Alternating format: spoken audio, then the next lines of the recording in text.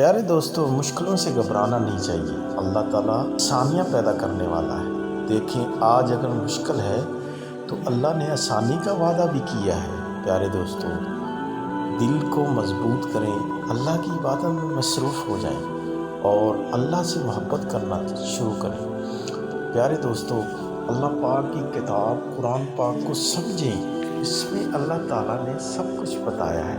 تو اگر زندگی کو بنانا ہے تو اس دنیا والی زندگی کو چھوڑ کے اللہ کی محبت میں مصروف ہو جائے۔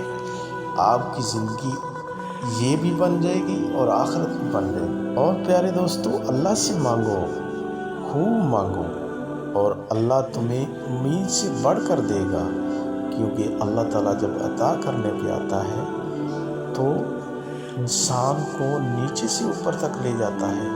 اللہ کی عطا سب سے افضل ہے میرے